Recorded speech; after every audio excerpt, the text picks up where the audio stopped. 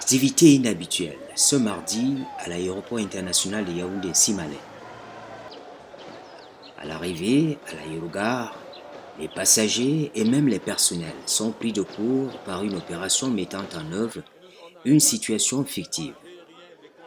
Un scénario de simulation bien monté pour tester la réaction des différents partenaires dans le système de sécurité et de sûreté, dans la chaîne de commandement, tester l'efficacité du plan d'urgence de l'aéroport en cas de crise majeure.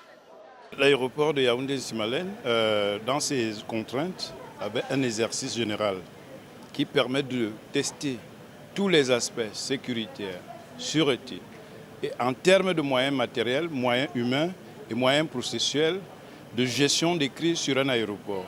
C'est cet exercice qui avait lieu sur cet aéroport aujourd'hui. Généralement, les parties prenantes qui sont sur l'aéroport n'ont pas besoin d'une préparation spéciale. Chacun sait ce qu'il a à faire lorsqu'il y a une crise. Parce qu'en fait, ça rentre dans ce cahier de charges de toutes ces parties prenantes sur la plateforme aéroportuaire. Nécessairement, ça perturbe le trafic aérien. C'est un exercice qui est important pour la sécurité en navigation aérienne. C'est important pour le transport aérien. C'est important pour les compagnies. Ça rassure les compagnies sur la sécurité de cet aéroport. Initié par la Société Aéroport du Cameroun, l'exercice général du plan d'urgence, ici en cours, a provoqué quelques frayeurs à Simalé et les environs.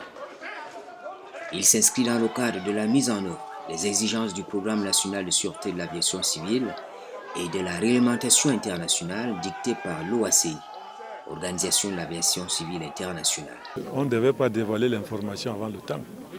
Donc, mais j'ai rassuré cette population, même les passagers, puisque les passagers m'ont aussi posé la même question, pour savoir pourquoi il y a des gaz lacrymogènes à l'aéroport. C'est un exercice de routine qui se passe chaque année et que nous préparons donc l'aéroport pour être certifié, pour savoir notre possibilité de réaction en cas de trouble dans notre aéroport. Ça peut être un incendie, ça peut être une prise d'otage, ça peut être, je ne sais pas quoi, la bombe.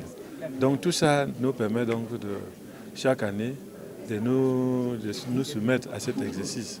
Et donc cette population, je sais que l'année dernière, ils ont eu cette même appréhension et nous avons toujours dit que non, c'était donc un exercice d'habitude qui se passe à l'aéroport. Le scénario bien monté renvoie l'image d'un mouvement de foule d'une partie du personnel de l'aéroport qui revendique les meilleures conditions de travail. Les manifestants ont exigé la présence de Madame le directeur général sur le site des manifestations et l'intervention du Premier ministre, chef du gouvernement, pour ne pas incendier la tour de contrôle. Face à cette grève qui a menacé de paralyser le travail au sein de cette importante structure de voyage à l'international, le gouvernement a engagé des négociations avec les leaders des grévistes, pendant que les forces de sécurité et de maintien de l'ordre étaient sur le terrain des opérations. Une trentaine de grévistes sont également aux arrêts pour des besoins d'enquête. Le calme est revenu au sein de l'aéroport international et le service a repris comme à l'accoutumée. Toutefois, les otages ont été conduits dans les formations sanitaires pour leur prise en charge psychologique. Prise en charge psychologique également et mise en observation des passagers de l'aéronef Embraer 147 qui a atterri pendant la grève, ainsi que l'isolement et la prise en charge médicale du malade du dit aéronef. L'exercice baptisé Course arrive à tout a mobilisé différentes catégories d'acteurs. D'abord, les personnels de la plateforme aéroportuaire. Il est bien vrai, ce n'est pas le genre d'exercice qu'on prépare, mais c'est sur le terrain. Et dès lors qu'on vous dit, nous allons passer à ceci, vous êtes d'avance déjà préparé parce que c'est l'aéroport. Ce n'est pas un endroit comme le marché central, comme la gare routière. Mais je savais déjà que là, il y avait tel rôle à jouer. C'est un endroit trop allergique et nous nous préparons par rapport à l'avenir. Ça s'est très bien passé. les collègues et ceux qu'on a pris ont vraiment été dans la peau du personnage, vraiment. Et ça nous a permis, nous, bien que nous ne soyons pas aux opérations, bien au poste de commandement, on a relevé certains manquements et tout, et on espère que ça va permettre d'améliorer la sécurité au sein de notre aéroport. En fait, on s'est rendu compte juste avant l'atterrissage que parmi les passagers que nous étions, il y avait des personnes qui étaient infectées. Du coup, ça nous a fait paniquer. Et le personnel navigant a appelé les secours et nous a demandé d'attendre. Et c'est dans cette attente-là, effectivement, en fait, il y a eu des personnes qui sont venues nous prendre en otage pour circonscrire l'avion pour qu'on ne puisse pas recevoir les secours. Donc je pense que c'était un peu ça, mais c'était quelque chose d'assez intéressant. Ensuite, il y a eu des équipes d'experts, d'évaluateurs et observateurs, mais surtout des créateurs de spectacles de théâtre pour être proches de la réalité. Notre rôle, c'était principalement de simuler une prise d'otage dans le hall de l'aéroport. Et parmi nous, il y avait ceux qui devaient jouer les rôles des brigands, ceux qui devaient jouer le rôle des blessés, des brûlés. Au départ, c'était un scénario qu'on avait préparé, mais dans le vif du sujet, on s'est mis dans la peau des acteurs. Et avec l'ignorance de certains acteurs, comme les policiers qui n'étaient pas au courant de ce qui allait se passer, ça a été plus vrai que nature. Et on s'est retrouvé même à un moment en train de souffler aux agents que c'est juste une simulation. Parce que la bagarre, les étirements et tout. Mon rôle était de me plaindre avec une pancarte, trop c'est trop, c'était ça l'intitulé. On devait paralyser le hall de Nsimalène et mettre tout le monde mal à l'aise, stopper toute activité. Je suis artiste professionnelle à la base, donc il a été très facile pour moi de jouer pleinement ce rôle-là. L'erreur est humaine, mais nous sommes satisfaits du travail parce que les réactions nous ont montré que ça a été vraiment réussi. Et à tout moment, nous sommes toujours satisfaits d'aider notre cher pays à ce que les choses se passent très bien. Ça nous rassure énormément parce que ça nous a permis de voir comment les forces de maintien de l'ordre, les forces de défense et de sécurité se déploient pour étayer rapidement une situation compliquée.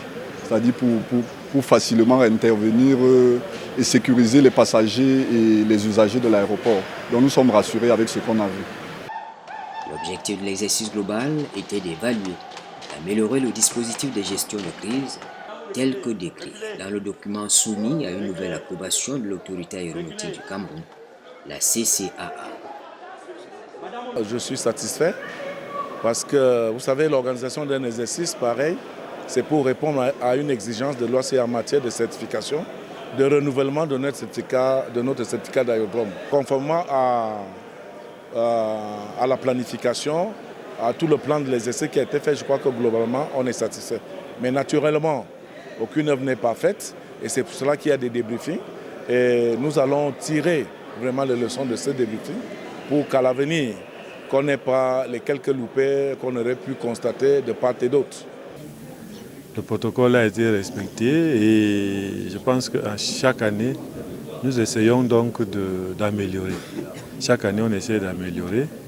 Ce qui est certain, c'est que comme les gens n'étaient pas informés à temps, il y a toujours des petits oublis qui, ma part, doivent être huilés.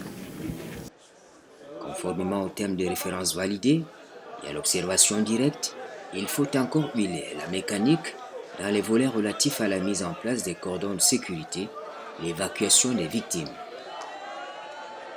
Vous savez, quand vous avez une crise, vous êtes devant une crise pareille, il faut localiser l'épicentre de la crise.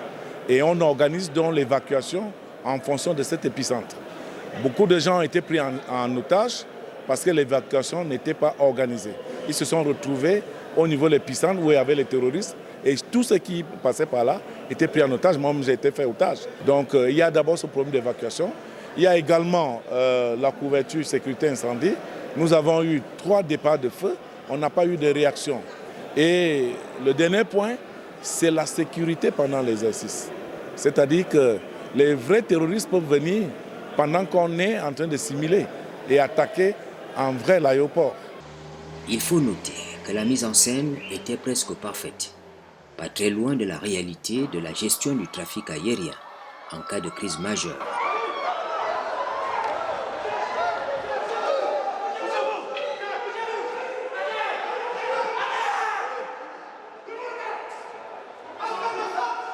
C'était du vrai parce qu'il fallait garder le secret pour que les réactions soient, comment dire, naturelles en fait.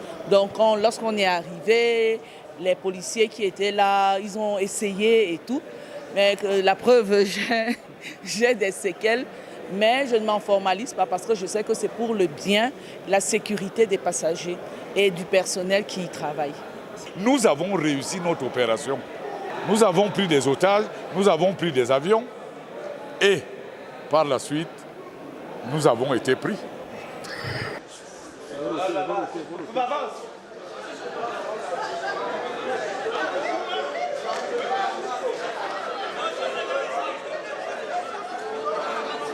Le moment consacré au débriefing sous la conduite du gouverneur de la région du Centre, commandant des opérations de crise dans cet exercice, a révélé une réalité qui n'échappe à personne. Nous devons être toujours prêts à tout moment pour agir. En dehors de ça, nous voulons féliciter l'organisation de cet exercice encadré par les textes de l'aéroport et par les textes de l'État. En gros, le système d'alerte de l'aéroport international Yaoundé-Simalène a été testé. La chaîne de secours est prouvée pour une meilleure coordination des différents partenaires intervenant dans le système de sécurité et de sûreté.